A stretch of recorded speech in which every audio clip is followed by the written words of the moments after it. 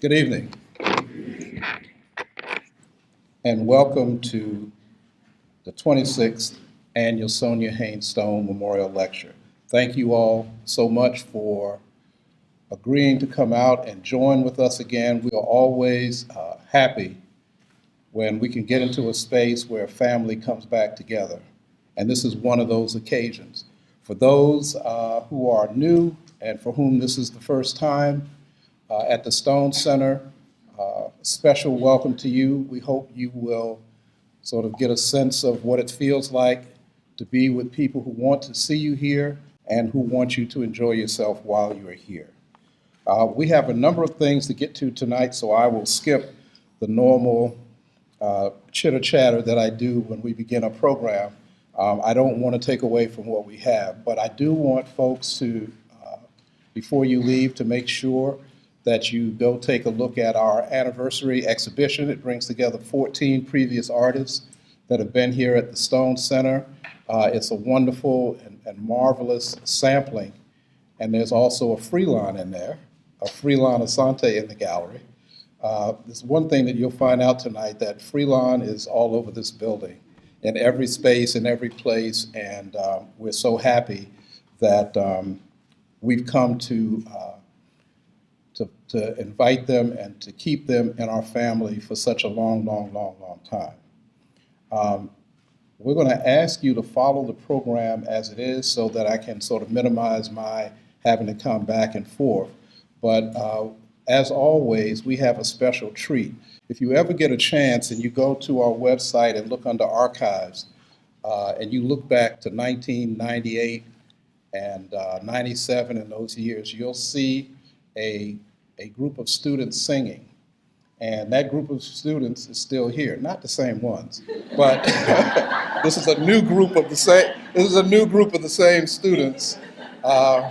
And they did an absolutely marvelous and excellent job back in those years, and they're back with us now. So please help me in welcoming Harmonyx to do the Black National Anthem.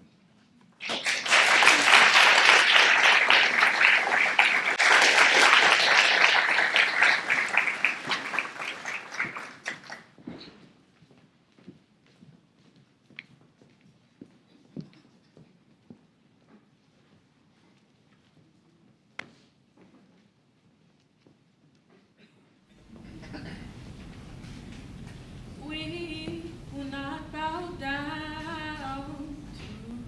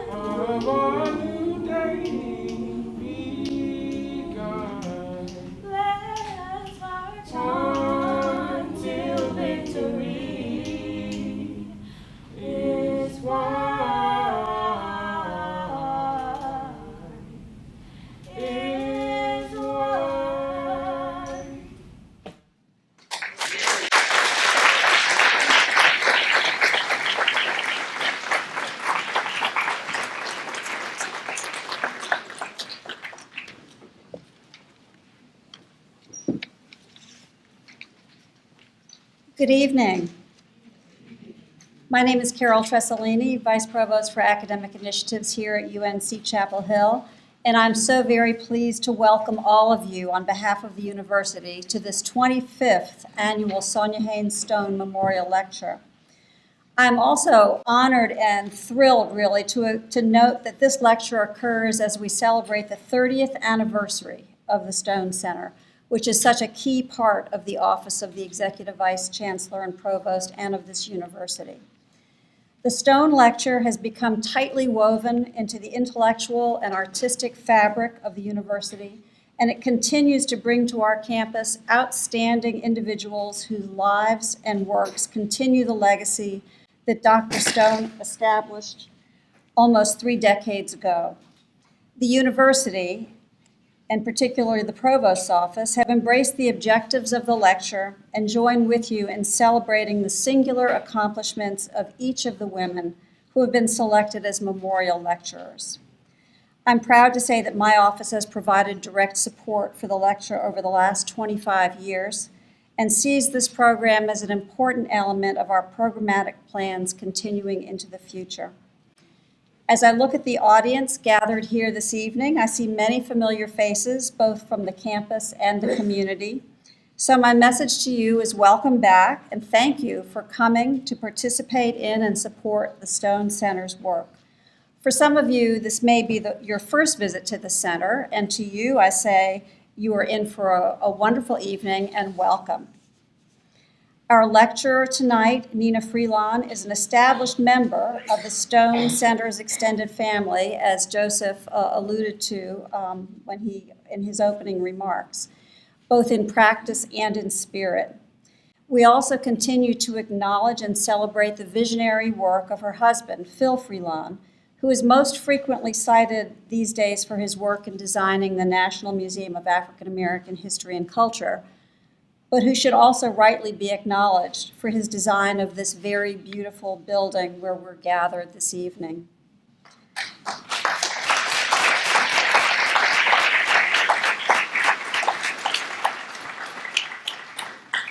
Further, if I'm not mistaken, and Joseph, please correct me if I'm wrong, almost every member of the Freelon family has at one time or another performed, exhibited, designed, or sung in this building. So I want to thank Joseph Jordan, who so ably leads the Stone Center, and the Stone Center staff, board members, and student affiliates who've worked so hard to organize and prepare for this evening's lecture. I also want to thank them for the great work they do to support the university's broader mission to serve as a center for research, scholarship, and creativity, and to invest our knowledge and resources to enhance access to learning, to foster the success and prosperity of each rising generation, and to serve all the citizens of the state of North Carolina. Could the staff and internal and external board members and affiliated students please rise and be recognized?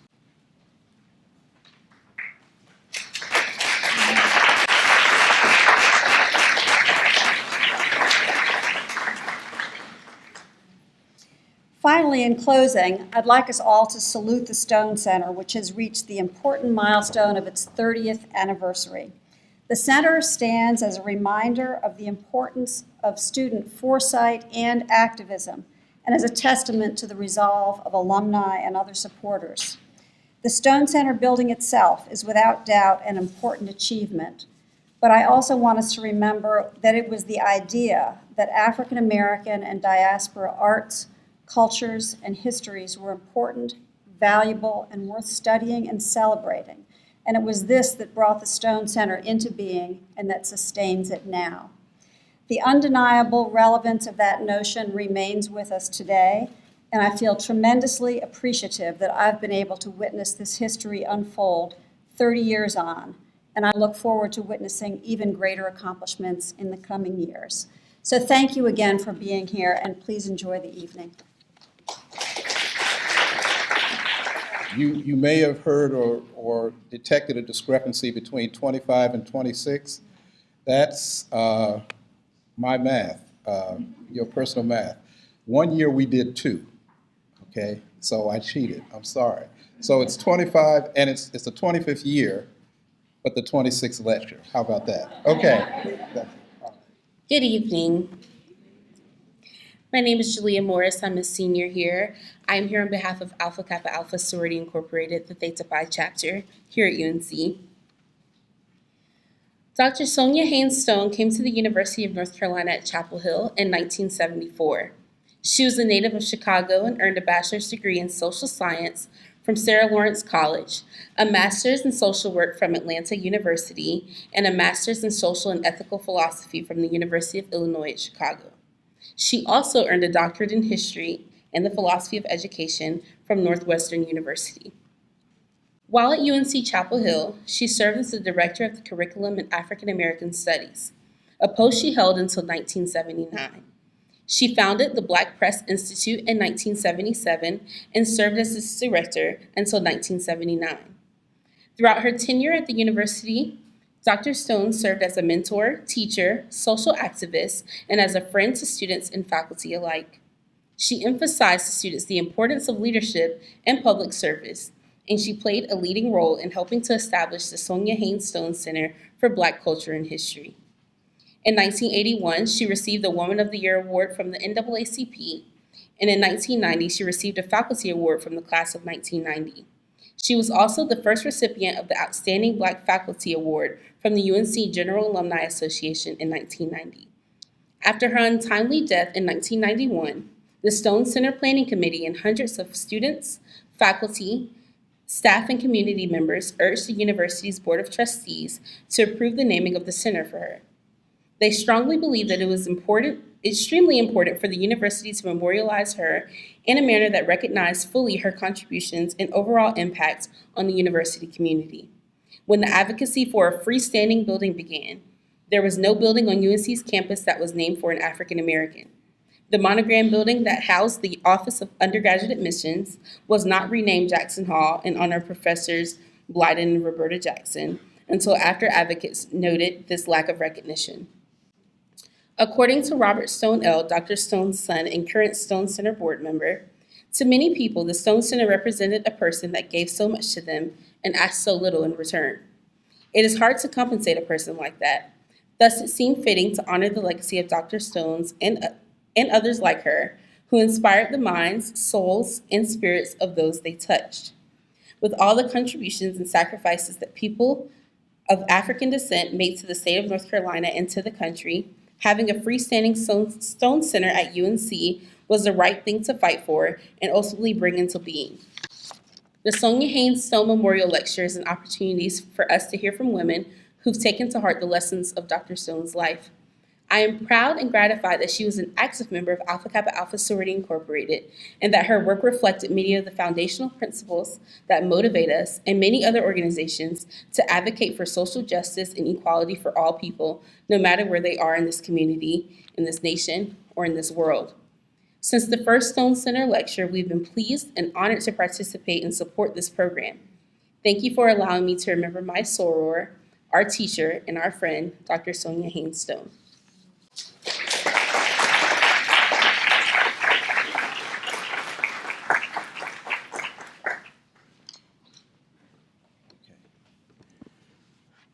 I now have the unenviable task of trying to whittle down all of the things I could say about Nnenna Freelon into a 1 or 2 minute introduction. She's shaking her head, but it's the truth.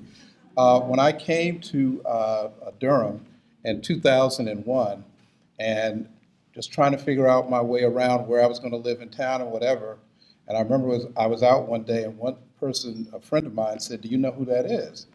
I said, "Nice looking, but I don't know who she is personally." And he said, "That's Nnenna Freelon." I said, "No." He said, "She lives in Durham." I said, "Get out." He said, "Yes, she does." So that was my introduction to Nnenna, outside of what I already had on record. So I'm being very politic here, Phil, so forgive me. I don't want to go past too much, but I was floored to know that someone of her stature had embraced her town and her city and made herself available in ways that you normally don't see. Oftentimes, when you have individuals of this stature, you see them figure out ways to separate themselves, to wall themselves off, to make sure that they feel safe and secure. And I think that with Nnenna, she understood that this also was a community that loved her in the same way that she loved it. She is a 6-time Grammy Award nominee. She has earned a well-deserved reputation as a compelling and captivating live performer. In the past couple of years, she has starred in the critically acclaimed show Georgia on My Mind, celebrating the music of Ray Charles at the Venetian Hotel in Las Vegas. She also has toured with Ray Charles as well as many other great jazz artists, including Ellis Marsalis, Al Jarreau, George Benson, and others. You all who are not only friends of hers but fans of her know that I cannot go through the list of people that she has performed with and mentored and turned out to be an important signpost in this life. However, there's something else that's going on with her now that I think is very important, and I think that I want to acknowledge in this introduction and by way of introduction, that I think with her role as wife and mother and community pillar, she also has seen the need to use her talents. I mean, jazz singers are storytellers anyway, am I right? I mean, the best ones are. The best jazz performers are storytellers. So she took it upon herself to go into another more important or as important venture as a writer, composer, and producer of the original theatrical presentation, The Clothesline Muse, which is a devised theatrical work of dance, music, spoken word, vibrant art, and projections. She is also one of the stars of this production. The Clothesline Muse premiered at the Painted Bride Art Center in Philadelphia in 2013 and went on tour in 2015. It was accomplished with the assistance of her daughter, visual artist Maya Freelon Asante, and Karyama Welsh, chairman of dance at Temple University. The play won a National Theater Project Creation Grant from the New England Foundation for the Arts, which is a much sought-after honor only awarded to 6 worthy recipients each year. The play has also been supported by the National Performance Network. These performances have captivated audiences in different places, right here locally. It is one of those kinds of works that helps you to understand better what it is to do something with family and to accomplish something with family. And I think that it's appropriate that someone with her vision and with her experience and with her sensibilities was able to pull something like this off. She has done a great number of things on the national stage. In November 2011, the White House asked Nnenna to headline the Asia Pacific Economic Summit for 300 presidents, premiers, and heads of state from around the world. This was on the heels of receiving the YWCA of North Carolina's inaugural Legend Award for her outstanding artistry and dedication to education. She has dedicated herself to educating young people, both musicians and non-musicians, and students of all ages. She toured the United States for 4 years as the national spokesperson for Partners in Education. Her master classes and workshops, from sound sculpture to the groundbreaking baby song, teaches adults and children that you too can change the world. And that can be accomplished one person at a time. With her anthem, One Child at a Time, that you can find on her so-called recording, Freelon took on the task of fundraising and bringing greater attention to the needs of children in education through mentoring and the arts. It has become a sought-after song by countless organizations, including the United Way. We are so happy that Nnenna is back. Another point of fact, the first performing artist to perform in the Stone Center was Nnenna Freelon. And she did so as a fundraiser for the Stone Center. So with that, you understand why we love her, why we wanted her back, and why we're so happy that she said yes. So please help me in bringing our sister up to the stage. Thank you.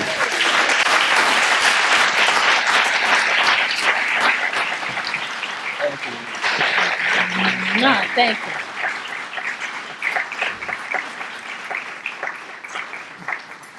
Good evening. Wow, that was quite something. Come on, Dean, come on up. There's seats in the front. You can sit where I was sitting. Oh, okay. My son Dean teaches at this prestigious university. Yes. How is everybody this evening?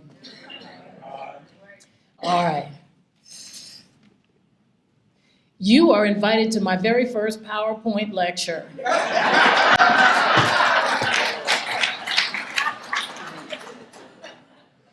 Which way, Phil? This way. Now, here we are at the beginning. Good evening, good evening, good evening to all of you. I'm honored to have the opportunity to commune with you for just a little while. But once again, they have asked a singer to speak. Indeed, they have asked her to lecture. I don't know what they were thinking. But before I begin, I would love to thank Joseph Jordan and his wonderful staff for this incredible honor. My family, my friends, many of whom are in the audience, but most of all, my husband, Phil, who is sitting in the back for some strange reason.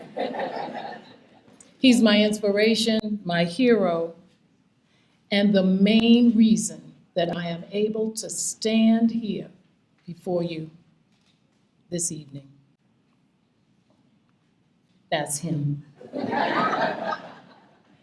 We have a saying in the African American tradition, and that's that every goodbye ain't gone. Anybody ever heard of that? Every goodbye ain't gone. The older I get, the more true that saying becomes. The veil between this world and the next is very, very thin. And every goodbye ain't gone from the lips of our grandmothers resonates in complete agreement with the physicists who tell us that energy cannot be destroyed, only transformed. With this thought in mind, I'd like to ask your permission to invoke the spirit of our foremothers.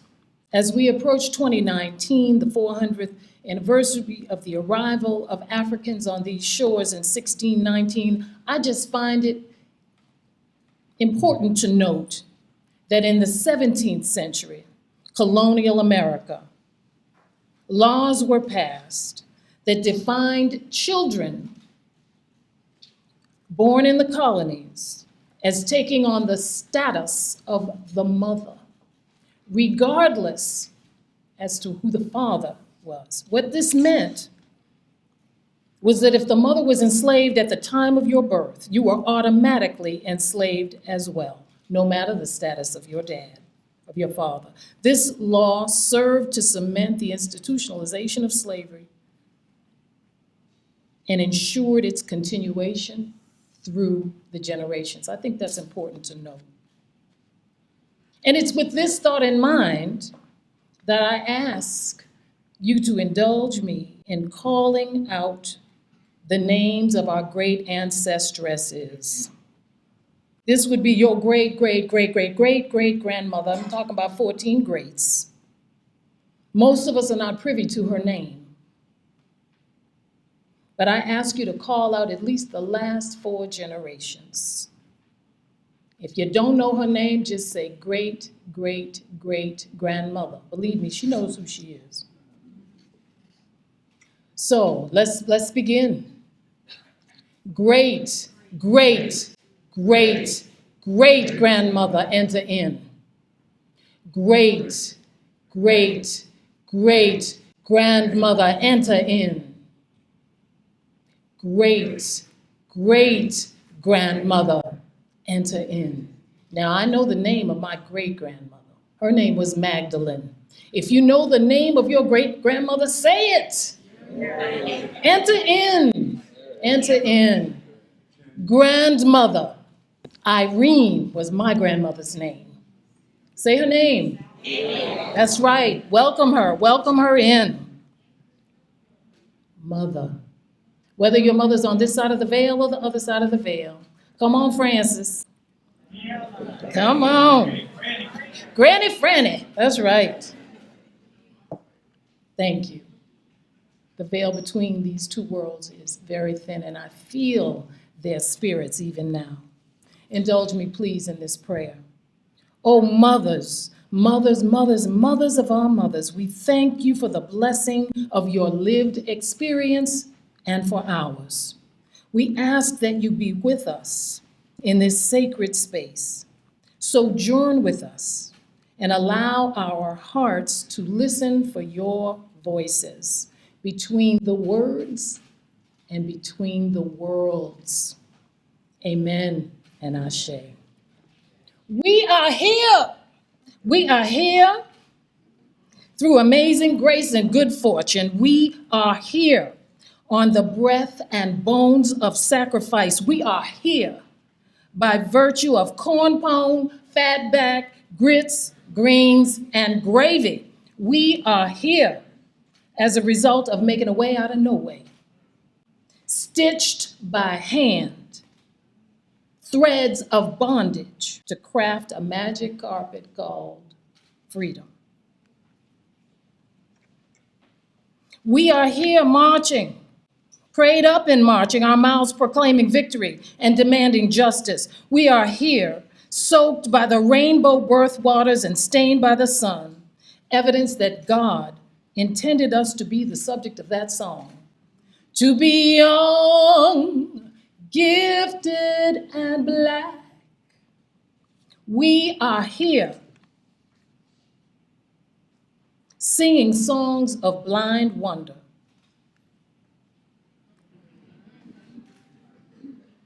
Dancing fearless with dukes, counts, queens,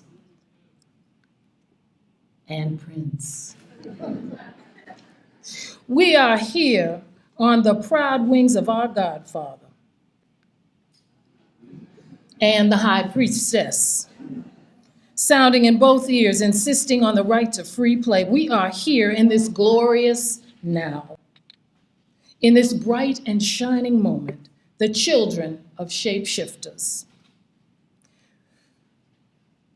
fashioning tomorrow and wielding a geometry of faith. We are the future embedded in that song that our grandmothers sang.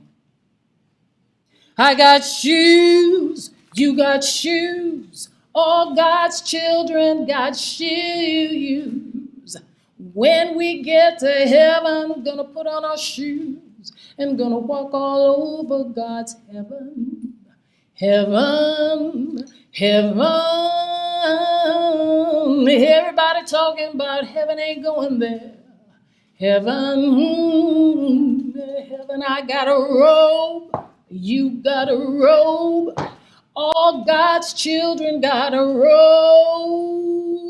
When we get to heaven, gonna put on our robes and walk all over God's heaven.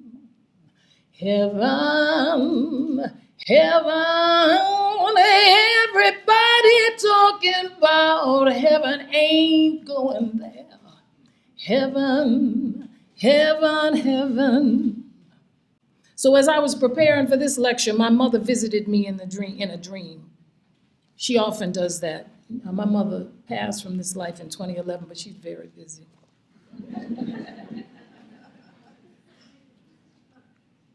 There she is. Hey, Mom. She suggested that I sing I Got Shoes. And when I awakened from my dream, that melody was dancing in my head. Does that ever happen to you? That a song just won't let you go, insisting on itself and intruding on your mental space. I didn't want to sing I Got Shoes. And I had reasons.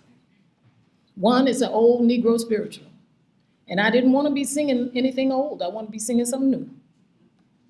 Nobody even knows the song. These are the reasons that I was running around in my head. And it doesn't even use proper English. I'm going to a storied institution singing about I got shoes. Really, Mom? Really? Okay, says my mother. Then sing I have shoes. See how that feels. And so I did, in my head, sing with the revised proper grammatical structure. I have shoes, and it sounded ridiculous. The rest of the conversation with my mother went something like this. Mother, of course it sounds ridiculous. Got is used on purpose in this song. Why? Because got has more power. It's stronger than have. Me. What do you mean, Mother? If you have something, it could have been given to you, bought, bartered, borrowed. But when you got something, it implies you had a little bit of agency in getting, as in get it while the getting is good. Woo, Mom was right again. In the interest of keeping it real, I had to admit that she was right. Have is passive when compared to got. Got has an undeniable energy that the word have just lacks. Madison Avenue apparently agrees. The $23 million ad campaign, Got Milk, found its way into our popular culture. Our divinely inspired ancestors created this song in resistance to an institution designed to crush their minds, their bodies, and their spirits. They sang. I got shoes. The institution of slavery dictates that only those who could produce income were worthy of being shod. Therefore, the aged and the very young were not provided with shoes. Barefoot or feet wrapped in rags were the alternatives.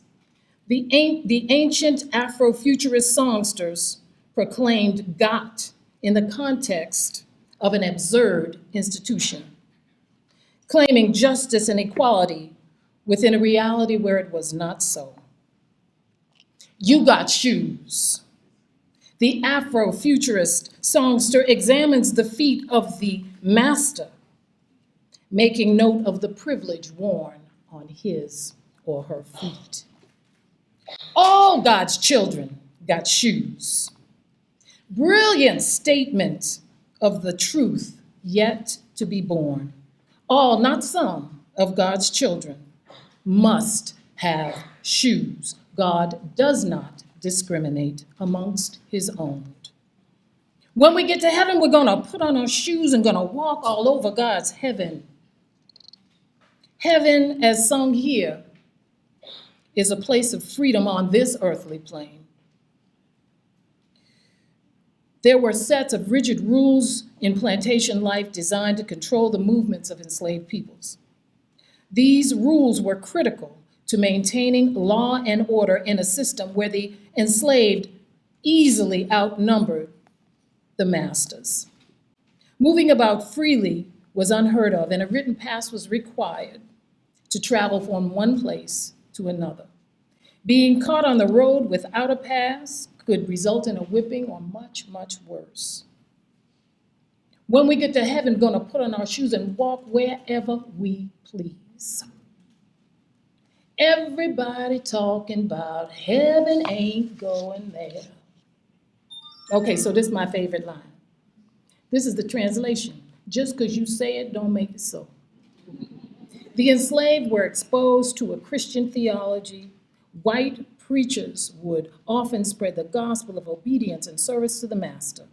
They were told, work hard, be obedient, and you'll receive your reward in the sweet by and by. Of course, the enslaved made a clear distinction between master's preaching and real preaching. Everybody talking about heaven ain't going there. A commentary on the hypocrisy of master's preaching, which suggested that the enslaved were serving God's purpose and that the ultimate reward awaited them on Canaan's other shore. Songs of resistance crafted with code switching and layered meanings are deeply embedded in the sonic culture of our forebears. Our foremothers and fathers used their voices to resist an impossible system of dominance and control over their bodies and minds. This song is a testament to that ongoing struggle.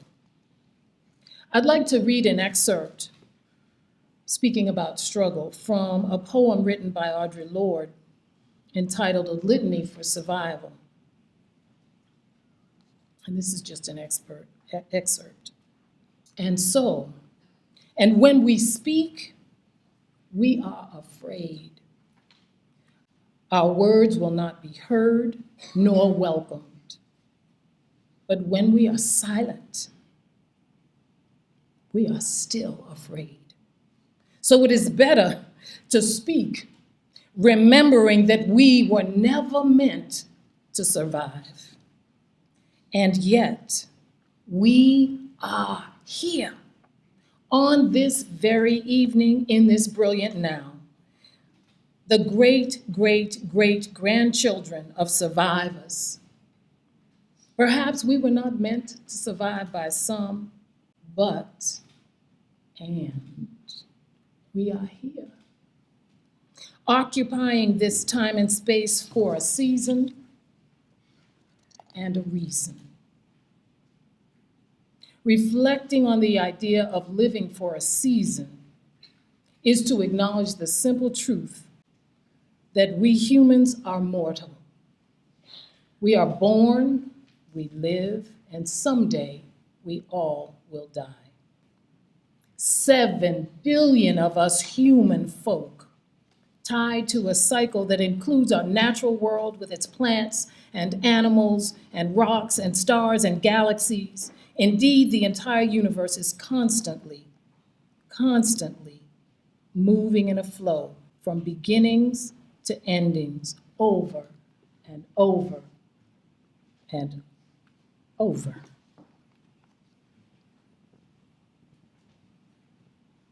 Recent personal events have brought this reality to my heart's doorstep.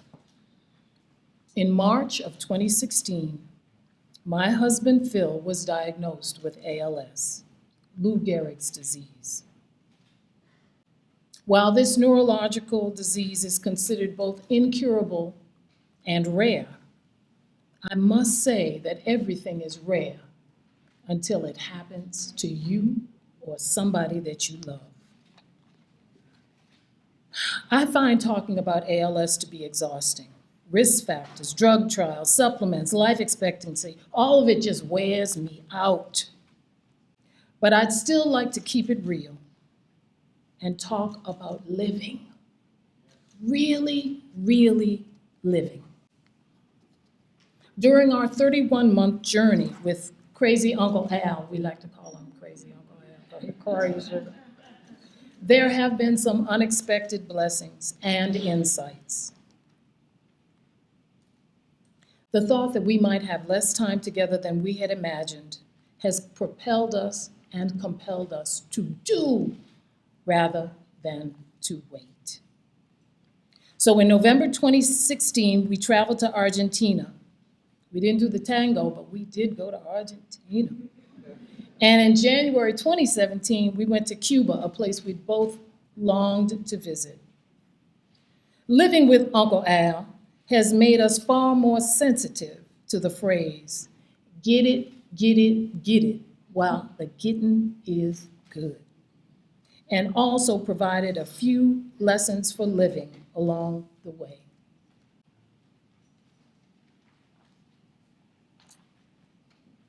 I'll share a few of them with you. Create time for the people and the things that you love. We rush around so busy. The things that we love are at our fingertips and we don't even acknowledge them. Take time to listen to the body and respond when it needs rest. Naps are my new beauty treatment. Hmm.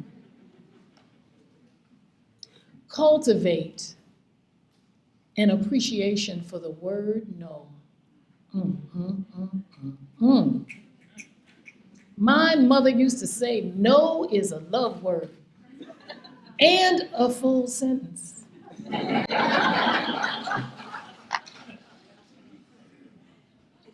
Learn to live in the moment. This has been a real hard lesson for me. I'm a planner, you see. Always making plans. Lists. I like lists. Lots of lists.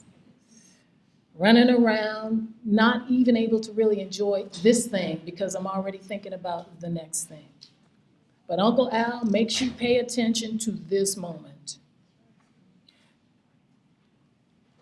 One of the fun things that Phil and I did anybody see the solar eclipse? Okay, so and there've been a couple of lunar eclipses in the same time frame. We just drank it all in, you know, it was beautiful. We were all standing out there in the park watching the sun go dark, and it was an amazing experience. Celebrate what is possible on any given day. And what's possible on Monday may not be possible on Wednesday. Listen to the messages from the natural world. I must say I've had visits from songbirds, lunar moths, hoot owls, and dragonflies. And learn a new skill. That's something else I just learned. Learn a new skill. That's us taking a welding class. Now let me just tell you, I'm afraid of things that are real hot and loud things and heavy things and things that could cut off a finger. But I challenge myself by taking a welding class, and I love it. I love it. I love it, love it, love it. Gloves, you know, big helmet, all that is great.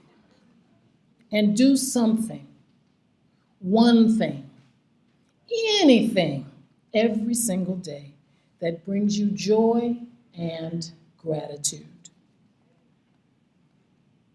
Legacy is a theme that's been coming up again and again for Phil and I. This glorious now is in constant motion, and we've made up a word for it called time. Physicists state that time is an illusion, but be that as it may, there will come a time when we experience those we love in our memories, not in the physical. Phil and I have spent a lot of time thinking about what legacy means to us and perhaps to others. Phil is one of those truly blessed people who's been able to do what he loves through architecture. He's one of the lucky ones who's known what he wanted to do since childhood. Whoops.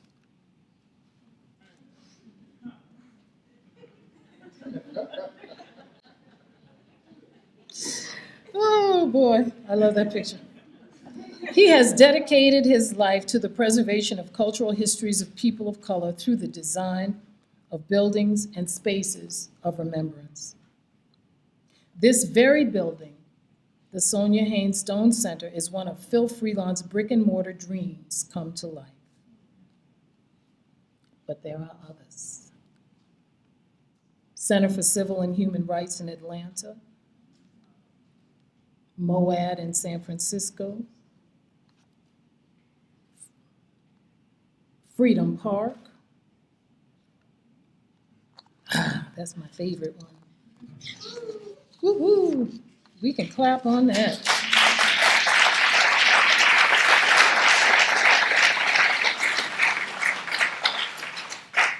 Along the way, he's won the respect and admiration of a few impressive people.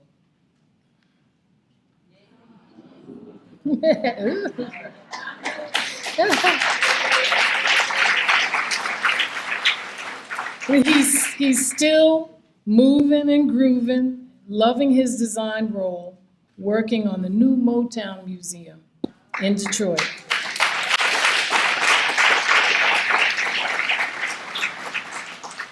As proud as I am of all of his accomplishments in the design world, the impact that he's had as a husband and a father is what really, truly moves me. Back in the day, before Grammy nominations, international acclaim, world tours.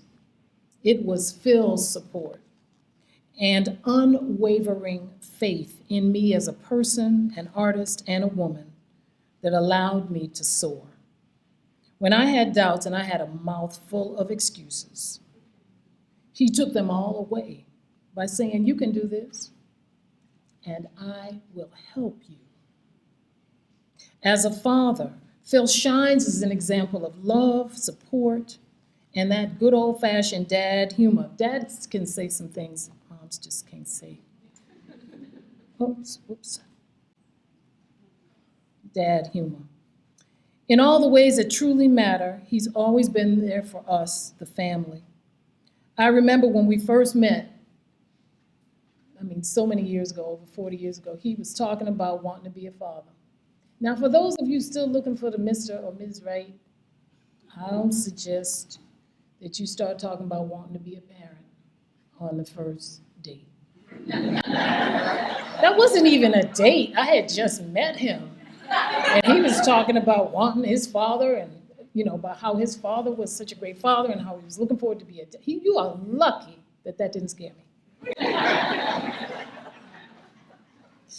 Yet he is still the strong, beautiful person, handsome man that I married 39 years ago this month. And in each month,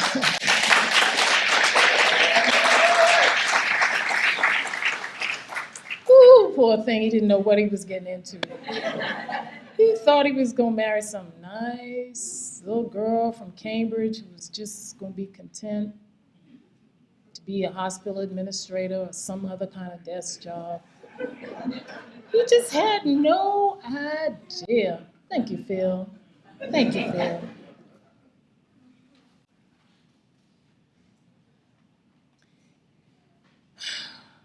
Each moment is so precious.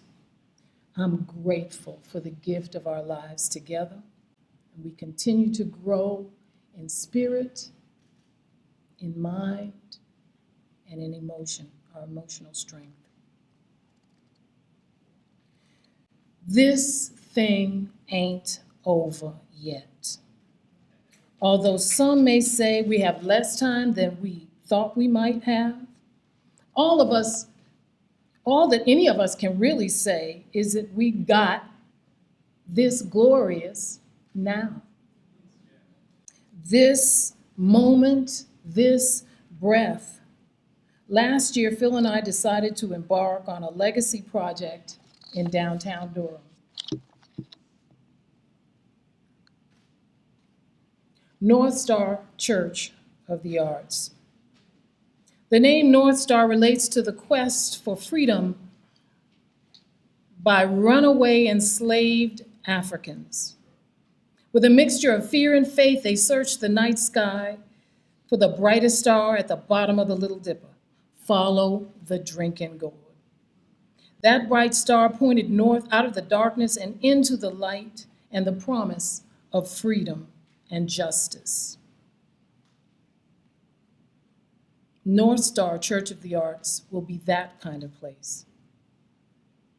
A creative congregation, interfaith community, where all are invited to worship at the intersection of spirituality and the arts. So what does that look like? That looks like a hip hop DJ and a Baptist preacher trying to work it out for service. They just have to work it out. That looks like an imam and a dancer. Get over it, dance, and tell a story and feed our spirits. That's what that looks like. North Star will be pointing the way for seekers and stargazers of all ages, races, sexual orientations, and backgrounds. We plan to be up and running by the end of 2018. And Phil and I are so pleased to put our energies into this healing legacy through North Star Church. In closing, let me return to my poem, We Are Here. We are here carrying the satchel purse our great-grandmother gave to us, holding high the bills for her service marked unpaid and way overdue, her recipe for spoon bread, and keys to the kitchen and the bedroom. We are here choking on the dust of the new Jim Crow racism and sick to death of drinking white Russians. We are here bearing the watermark of Katrina and still dripping wet from Florence.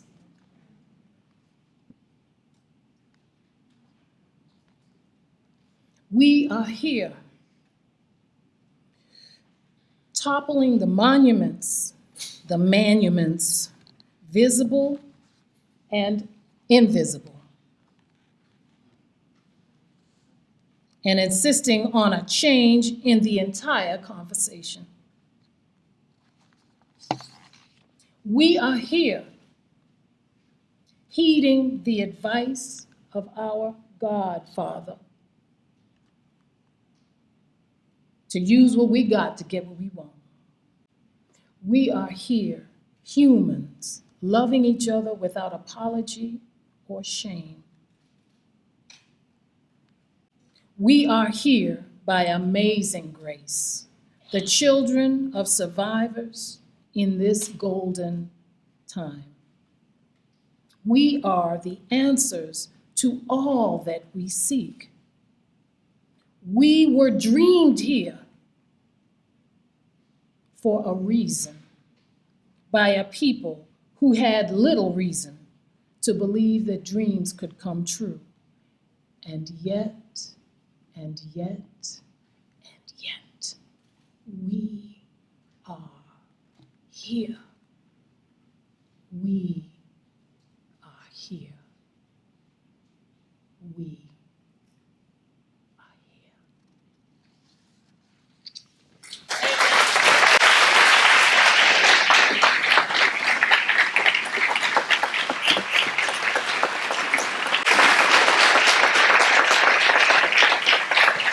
Thank you.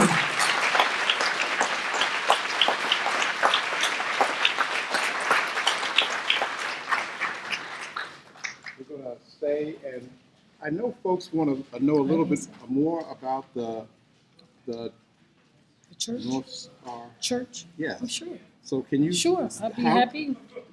I know people want to be involved, so Okay. if you can say a little bit about how they can connect Okay. with you. All right, well, North Star Church of the Arts is up and running at the end of the year. We're in renovation phase right now. Phil and I both felt that with all the changes that are happening in downtown Durham, we needed to hold space for people who are underrepresented, brown people, immigrants, it's a place for all people. There's no religion except the arts. So even if you can't dance, if you like to see people dance, come, you in. And we're not going to get into this whole thing about religion because, after all, God don't have no religion. Okay, so reach out to us if you would like more. We're going to have third Sunday service. We're going to have jazz vespers. We're going to have poetry readings. We're going to have dance unto the Lord, however you define that. If you don't even believe in anything, come on anyway. We're not going to try to convince you. We're just going to play some music and you feel good, and that's it. That's it. That's our concept. Church of the Arts, viewing the arts as a way to grow closer to each other and to spirit. Did you want to do questions and answers? Yeah, Oh, I don't know. Do you all have questions? All right, well, ask away. Where is it? Downtown Durham, 220 West Gear Street. Right in the middle of all this happening. Go ahead. You got a question? Somebody? You co-sign, okay. You testify. All right. Go in the back there. Hey. I had the pleasure of going to the museum. Oh, it is just marvelous. Really, in 3 or 4 days, you just know things. You do. Indeed. And Phil, as always, has done an excellent job. I've known Phil for years. He came to speak with us with the National Society of Black Engineers, and I followed him and Nina, and that was in the 80s. Uh-oh. So we've been together a long time. I love Thank you all it. so much. Thank you. Thank you.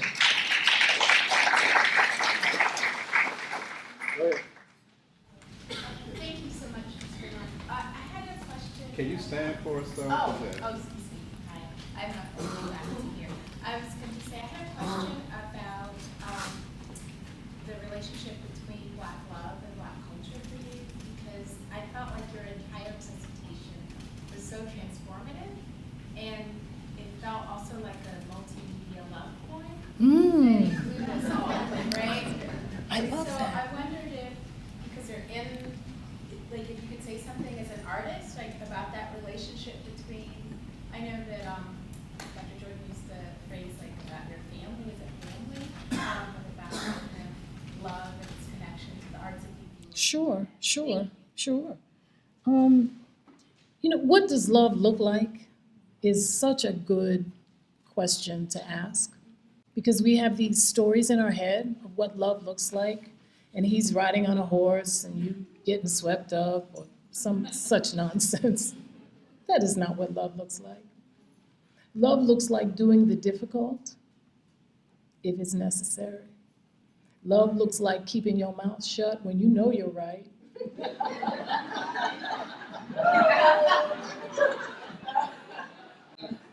But when you feel that need to just say that, you just hush because you love the person. And later on, they will come to you and say, you were right. And you don't even nod, you just say,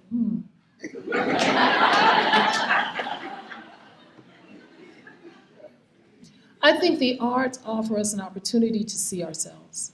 Sometimes you don't even know who you are until you do something. And so I tell my students, look in the mirror if you want to see a miracle. Look in the mirror. Don't look for clouds to open and angels all dressed in white, gold shoes. Well, maybe the gold shoes. You are already a miracle, because the world kind of already said you are a non-important being. But here you are. Here we are. And this poem went on and on and on. I had to cut it. I was like, I know Dr. Jordan doesn't want me to go on and on and on and on. But to remind ourselves with the mantra that we are here for a season, that we will not always be here. And we run from this idea. We run from this idea, but inside of our art, we can find a little respite. We can find a little space to create and to be and to have that reflected back to us as love. And the thing is, when you're being your authentic self, it can't help but roll off of you and onto everybody else. No one feels like they have to pretend if you are being who you are, who you truly are. And so for me, that's the arts. Anybody else questions? Come on, Lois, you know you have a question. Come on. Okay. I was really appreciative of your invoking the foremothers and the idea of holding space in Durham in the face of gentrification. Those two things together, I think the idea of what it is to recognize your spot in line is important in what it was you had to say. I wonder if you could expand on that. Sure. Life is this funny thing that we kind of understand backwards. Oh, that's what that was.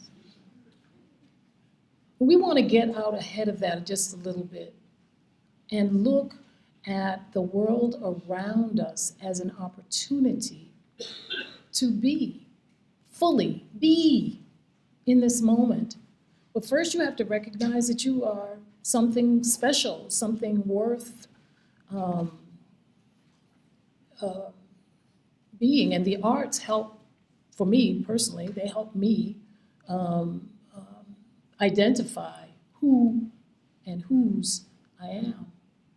And I'm walking very, very carefully because I know that the veil between the two worlds is thin. We've sort of lost touch with realizing that it's not just what you do in your own little way that matters. Grandmama's words, great-grandmama's words, and grandfather's words come back to us, and they are alive again. And we have a responsibility to be equal to the sacrifices that they made. No, we don't have to do it the way they did it. They don't want that. They don't want that. They want us to walk on a little straighter, a little stronger, emboldened by what they have already done for us. To take that energy, because you know the physicists say the energy can't be, I'm just saying. So if that energy is free and available, let us open our pocketbooks. Let's smack it on our faces like the Jean Natte. Y'all know about Jean Natte? Don't act like you don't know about Jean Natte. Yellow and black bottle, come on. Put it on yourself. Here we are in majority institutions without the coverings, okay? I'm speaking truth to you now. We're nurtured by our families, and then we come into these institutions without a covering. Well, we have to make a covering, make a what did you call it, Debbie? Ephod. Make our own ephod, make our own, and we are covered by these grandmama sayings and these memories. And if you don't have some, you got whole libraries here, all this stuff. Grab what works for you and use that. Use that. Yes, love. Hey. So my question is, because for those of you all who don't know, I'm an artist as well, but I'm also a scientist. I work in renewable energy. Okay.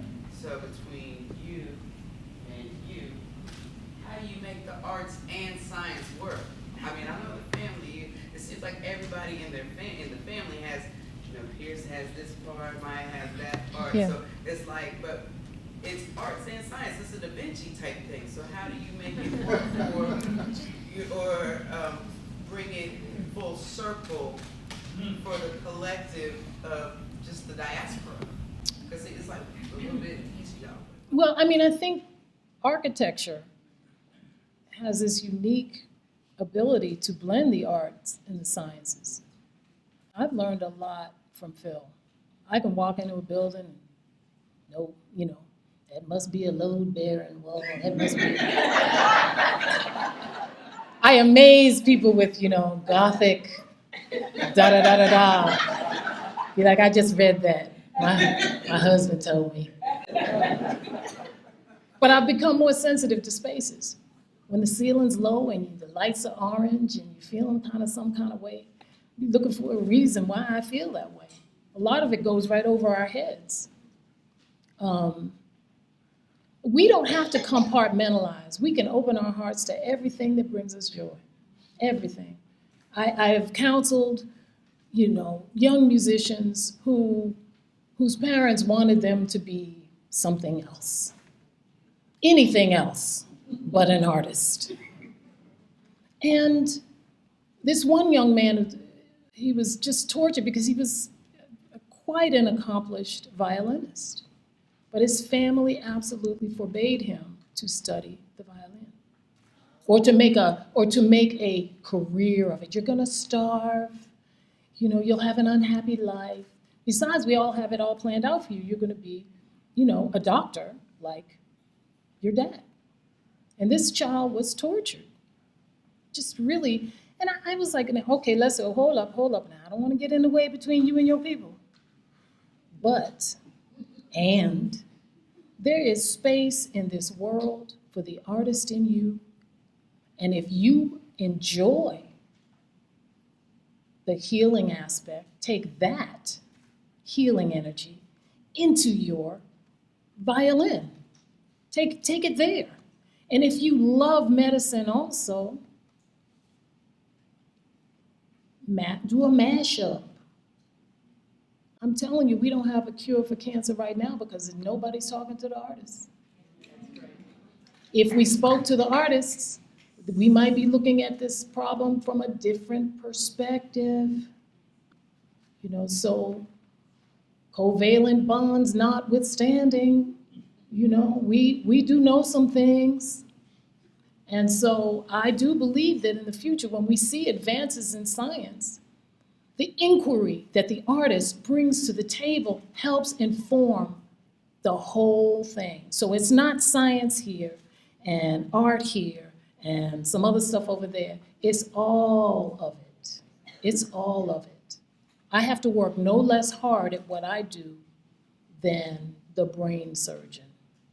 There's a funny commercial, I think it's, I don't know, something like Holiday Inn Express, where the person is in the operating room and the nurse says, well, scalpel? He's like, I don't know. I just stayed at a Holiday Inn last night. Okay, so I don't really like that kind of thing because that's the way they look, you know, all these shows that, you know, The Voice and the this and the that. That is not really how you walk this road of being an artist. It's not an overnight kind of thing. There's a lot that you have to learn. And so it gives you the wrong impression. You can be an overnight success, but you can't really last that long. So I would like the same kind of respect for the artist who has to work and refine and define who they are every single night. Okay, I'm off my high horse now, yes. We're gonna take one last question because people are hungry. Hungry. I've just been tremendously moved. I'm a Christian preacher. Ah. But I could hear, as you wove through this incredible presentation, the identity of all of humanity culminating in the opening words of Scripture. In the beginning, God created. So I just applaud that. Oh, thank you, thank you. And I'm about to get your card because it sounds like you just might be perfect. Please join me once again. Thank you so much. Wonderful. Right. I want to make this one last identification. When we asked Nnenna to do this and then sat by the phone for the next 3 weeks, hoping that she would say yes, when she finally said yes, I mentioned to her that we had most of our lectures online, and I said there's one that I think is probably stands out as one of the best that we'd ever seen, and she said, well, send it to me. That one's gone. That was gone. I have a new favorite. This is it. We're looking forward to editing it and getting up online, and for those of you who teach using the arts and sometimes stumble on how to explain how it operates in our lives, we have some new instructional videos for you. Thank you so much for coming out. Please stay. We have, of course, refreshments for folks outside. Please come up and celebrate and thank Nnenna and enjoy yourselves. Also, talk to each other. All right, thank you.